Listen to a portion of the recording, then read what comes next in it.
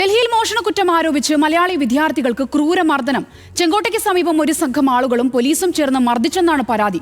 Police വിവസ്ത്രരാക്കി തല്ലിയെന്നും വിദ്യാർത്ഥികൾ news മലയാളത്തോട് പറഞ്ഞു.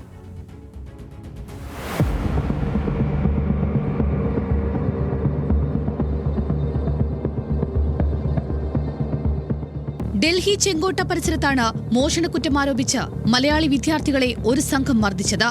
സാക്കിർ ഹുസൈൻ കോളേജിലെ 1ാം വർഷ വിദ്യാർത്ഥികളായ അശ്വിൻ, സുധീൻ എന്നിവർക്കാണ് മർദ്ദനമേറ്റത്. ഡൽഹി പോലീസും സംഘത്തിനൊപ്പം ചേർന്ന് മർദ്ദിച്ചതായി വിദ്യാർത്ഥികൾ ആരോപിച്ചു. ഡൽഹി പോലീസിൽ നിന്ന് നേരിട്ടത് അതിക്രൂരമർദ്ദനമാണെന്ന് വിദ്യാർത്ഥികൾ ന്യൂസ് മലയാളത്തോട് പറഞ്ഞു. എൻ്റെ മുഖത്ത് 4 അടി അടിച്ച് എൻ്റെ ഫ്രണ്ടിനെ തള്ളി ഞങ്ങളൊരു കള്ളന്മാരെ പോലെ അവിടെ ഇരുത്തിച്ച്.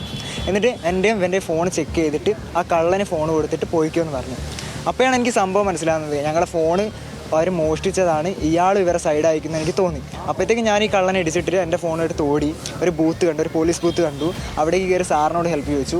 അപ്പോഴത്തേക്ക് അവിടെയുള്ള കുറേ ലോക്കലായിട്ടുള്ള ആൾക്കാർ വന്നിട്ട് പറഞ്ഞ് ഞാൻ കള്ളനാണ്, ഞാൻ ഫോണും എടുത്ത് ഓടിയതാണ്, ഞാൻ കട്ട ഫോണാണിത്. ആ ഓഫീസർ എന്നെ ബ്രൂട്ടലായിട്ട് അവിടെ നിന്ന് തള്ളി. ഞാൻ പറയുന്നത് കേൾക്കാനൊന്നുമില്ല. മുണ്ടൊടുത്തതും പ്രകോപനത്തിന് കാരണമായെന്നും ഹിന്ദി സംസാരിക്കാത്തതിന്റെ പേരിൽ ഷൂ കൊണ്ടും ബൂട്ട് കൊണ്ടും മുഖത്ത് ചവിട്ടിയെന്നും വിദ്യാർത്ഥികൾ പറയുന്നു. ഹിന്ദി കുറച്ച് പരിമിതികളുണ്ട് അങ്ങനെ പറഞ്ഞു. അപ്പോഴും നമ്മളെ മറ്റേ ഫൈബറിലാത്തിയും ബൂട്ടും ഇട്ട് നമ്മളെ ഇട്ട് തച്ചു. നമ്മളെ വസ്ത്രമെല്ലാം ഊരിയിട്ട് അതിൻ്റെ ഉള്ളിൽ നിന്ന് ലോക്കൽസും അവരെല്ലാം കൂടി തച്ചു. പിന്നെ നമ്മൾ ഭീഷണിപ്പെടുത്തി, നിരന്തരം ആ പോലീസുകാരെ നമ്മൾ ഭീഷണിപ്പെടുത്തിക്കൊണ്ടുവന്നു. നിങ്ങൾ ജയിലിൽ പോകും, നിങ്ങളെ പഠിത്തം നേരാവില്ല, 20,000 റുപ്യ എന്നിട്ട് ഇത് കേസ് ഒഴിവാക്കുക, അങ്ങനെ കുറേ പറഞ്ഞു. പിന്നെ കുറ്റം ഏൽക്കാൻ വേണ്ടിയിട്ട് കുറേ അടിച്ചു. മനുഷ്യാവകാശ കമ്മീഷനും പോലീസ് കംപ്ലയിന്റ് അതോറിറ്റിക്കും പരാതി നൽകാൻ ഒരുങ്ങുകയാണ് വിദ്യാർത്ഥികൾ. അതേസമയം വിഷയത്തിൽ ഉന്നത അന്വേഷണം നടത്തണമെന്നാവശ്യപ്പെട്ട് John Brittas MP Delhi police കമ്മീഷണർക്ക് കത്തയച്ചു.